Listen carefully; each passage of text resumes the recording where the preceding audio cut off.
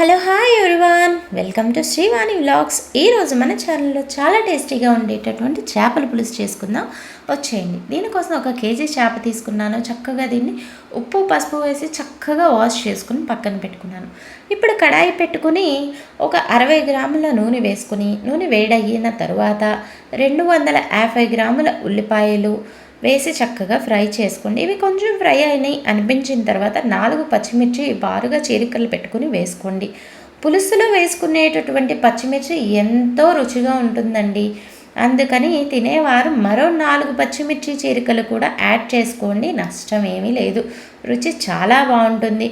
1.5 table స్పూన్ల అల్లం వెల్లుల్లి పేస్ట్ కూడా వేసి అది కూడా పచ్చివాసన పోయేంత వరకు ఫ్రై అయిన తర్వాత 1/2 టేబుల్ స్పూన్ ఉప్పు, కొంచెం పసుపు వేసి ఉల్లిపాయ పచ్చిమిర్చి చక్కగా మెత్తగా అయ్యేంత వరకు ఫ్రై చేసుకోండి.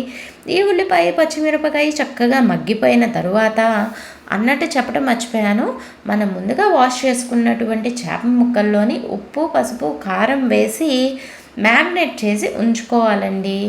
ఎందుకంటే అవి ఆ ఉప్పు కారం టేస్ట్ని చక్కగా అబ్జార్బ్ చేసుకుంటాయి. మనకి కూర పులుసులో వేసినప్పుడు చాలా టేస్ట్ బాగుంటుంది. అందుకని ముందుగానే అలా చేసుకోండి.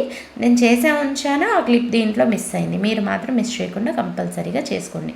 ఇప్పుడు ఈ వేసిన చేప ముక్కల్ని కొంచెం అటు ఇటు ఫ్లిప్ చేసుకుని 2 వైపులా కొంచెం ఫ్రై అయ్యేలాగా ఫ్రై చేసుకోండి. అలా ఫ్రై అయితే చేపలోని నీసు వాసన కూడా పోయి మనకి పులుసు నీసు వాసన రాదు, చాలా బాగుంటుంది. ఇలా కొంచెం ఫ్రై అయిన తర్వాత 50 నుంచి 70 గ్రాముల చింతపండు నుంచి తీసినటువంటి చింతపండు రసాన్ని వేసి, ఇదిగో నేను కడాయిని ఎలా అయితే తిప్పి కలుపుకుంటున్నానో మీరు కూడా అలాగే ఒకసారి తిప్పి కలుపుకోండి. చేప ముక్కలు వేసిన తర్వాత గరిట పెట్టకూడదు అనే విషయాన్ని మర్చిపోవద్దు. ఇప్పుడు 1 టేబుల్ స్పూన్ ధనియాల పొడి, 1 టేబుల్ స్పూన్ జీలకర్ర పొడి వేసిన తరువాత ఒక చిటికెడు నల్ల జీలకర్ర పొడి కూడా వేయండి.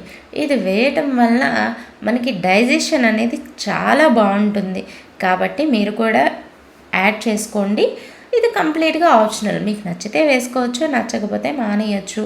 దీన్ని చక్కగా ఒకసారి కడాయి కలిపేసేసుకుని మొత్తం అన్ని ఇంగ్రీడియంట్స్ కలిసిపోయిన తర్వాత 2 నిమిషాలు ఉడికించుకుని ఇప్పుడు దీంట్లో ఉప్పు కారం టేస్ట్ చేసుకోండి. ఇదే కరెక్ట్ టైం.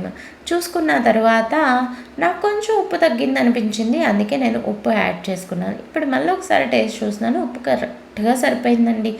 చాలా బాగుంది, అద్భుతంగా ఉంది ఈ కర్రీ. మీరు ట్రై చేయండి, ఎలా వచ్చిందో కమెంట్ చేయండి, సబ్స్క్రైబ్ చేయండి.